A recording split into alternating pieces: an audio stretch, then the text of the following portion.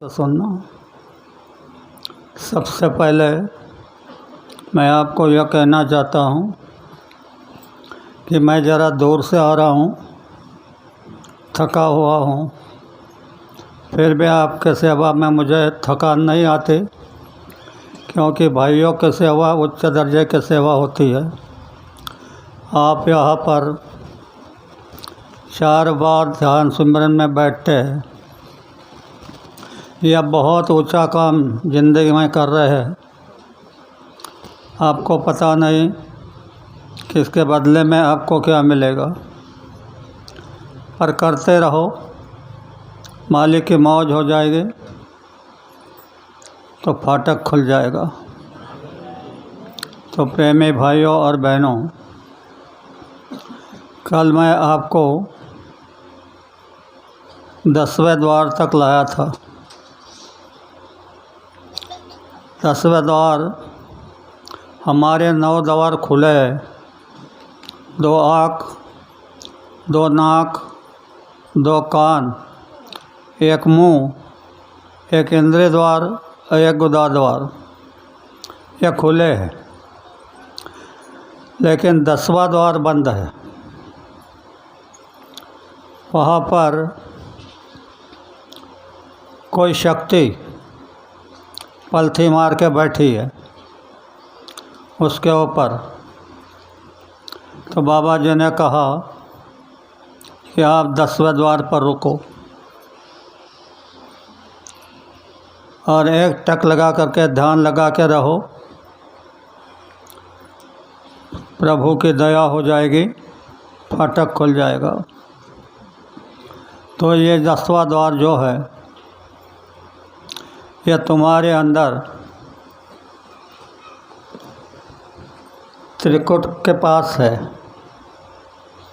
त्रिकुट यानी यहाँ पर त्रिकुटी है, उसके ऊपर भ्रुकुटी फासा, उसके ऊपर अमृत कासा। पीवे कोई संत जरासा कि पी के मगन हो जाते, पटंतर के खुल जाते।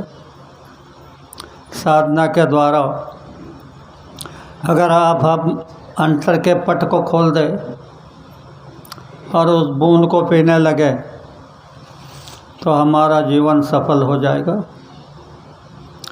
वरना यह नर्तन फिजूल चला जाएगा। तो यह 10वें द्वार पर जो धनी बैठे हैं, तो मालिक के दया से आप वहाँ पर खड़े रहे तो उसके मौज हो जाएगी, हट जाएगा। यह 10वां द्वार सुई के डोरा पोरते है, इतना झीना है, बहुत पतला है। उसमें से जीवात्मा जब पार होती है तो उधर एक स्फटिक शिला यानी सफ़ेद पत्थर, इधर से जीवात्मा जब उधर पटकती है और खड़ी होकर देखती है तो ये तुम्हारी बॉडी तुमको नीचे नज़र आती है और सब सफ़ेद ही सफ़ेद। यहाँ पर आपको 10वां द्वार का लांघना कहते हैं। यह 10वां द्वार बड़ा ही अनहद है।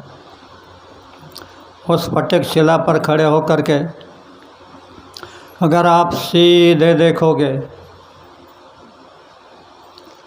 इधर उधर नहीं, सीधे बहुत दूर, तो आपको एक सितारा नज़र आएगा। कभी देखा नहीं होगा ऐसा सितारा नज़र आएगा।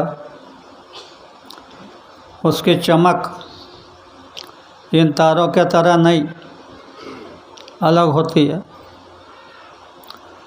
तो बहुत खुश हो जाओगे, हमने कुछ पा लिया। और बाद में जब वो आँखों से चला जाएगा, फिर दूसरे दिन बैठोगे तो वह सामने नहीं आएगा। बहुत कोशिश करोगे फिर भी सामने नहीं आएगा, तो अंतर में तड़प उठेगी। ऐसी तड़प कि शरीर को त्याग देने की तरफ हो जाएगी, फिर भी वो नज़र नहीं आएगा। धीरे धीरे धीरे जब तुम्हारी दृष्टि पक्की हो जाएगी, तब वह सितारा नज़र आएगा और यहाँ एक फोकस बन जाएगा, जैसे बैटरी का फोकस होता है। और उसमें आप देखोगे तो आपको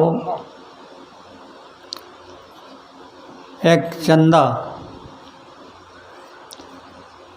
जैसा नज़र आएगा।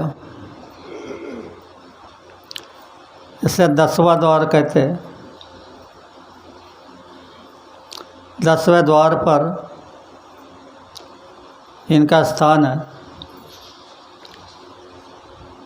और बड़े शीतल। तो यहाँ पर जीवात्मा सोचती है कि कुछ करो, पर रास्ता नहीं मिलता। बिना मालिक की दया से जीवात्मा आगे चल नहीं सकती। तो वहाँ पर मालिक को आवाज़ लगाती है। मालिक सामने खड़े हो जाते हैं, कहते हैं बच्चों डरो मत, चलो मेरे पीछे चलो। बाह पकड़ कर ले चलते। इसलिए एक प्रार्थना में कहा है, मेरे बाह पकड़ कर के ले चलो।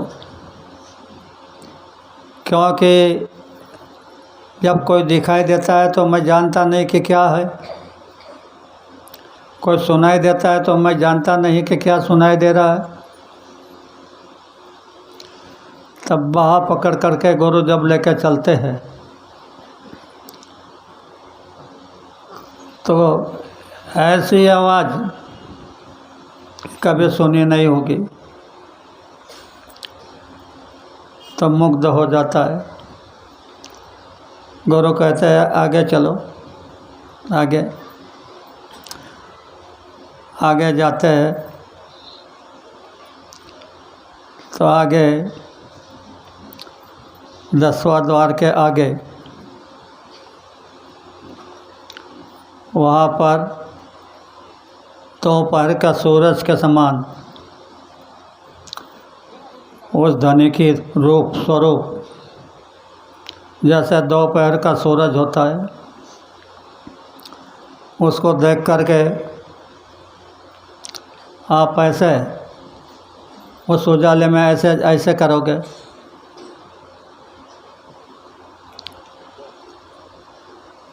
और उसके तरफ जब देखोगे तो नज़र ठहरेगी नहीं। इसलिए मालिक दया करते हैं, मेहर करते हैं और आपको ठंडक देते हैं। जब आप धीरे से मालिक पे न्यौछावर हो जाते हैं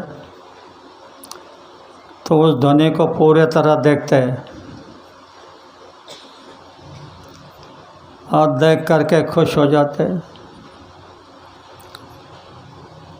इसके आगे एक सरोवर है, उसे मानस सरोवर कहते हैं। उसमें अगर स्नान कर लोगे तो ये तुम्हारा स्त्री और पुरुष का भेद मिट जाएगा। यह वहाँ तक है, स्त्री और पुरुष का भेद वहाँ तक है। आप मानस सरोवर में स्नान कर लोगे तो निखिल जीवात्मा रह जाएगी। और फिर उसे कोई रोक नहीं सकता।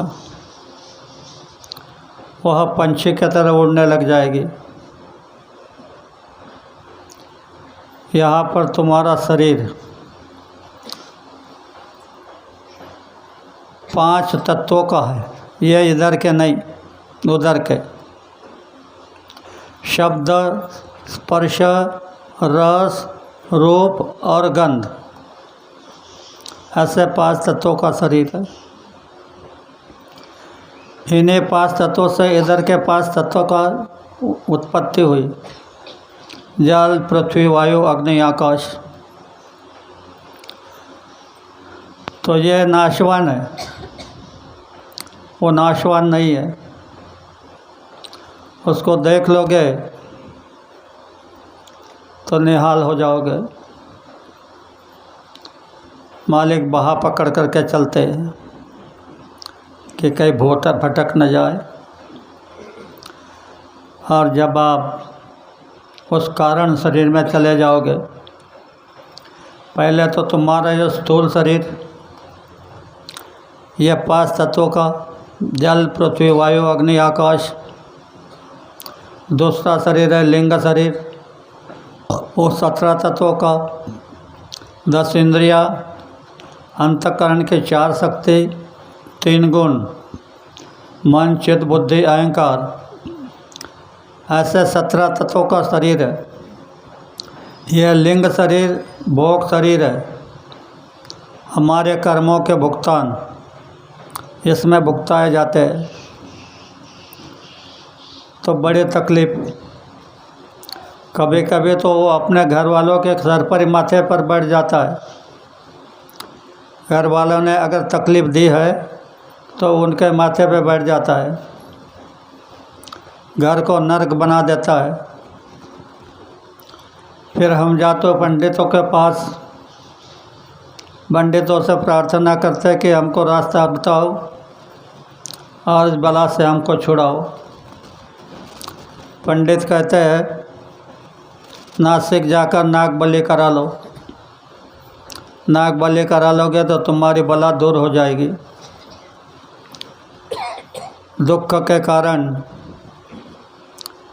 ये नासिक में चला जाता है, वहाँ पर 20-25 हज़ार रुपया खर्च करके आता, पर कोई लाभ नहीं। फिर वही तकलीफ़। फिर किसी ने कहा कि तुम मांत्रिकों के पास जाओ, तो मांत्रिकों के पास जाते हैं। मांत्रिक कहते हैं कि हमारी इस तकलीफ़ को दूर कर दो।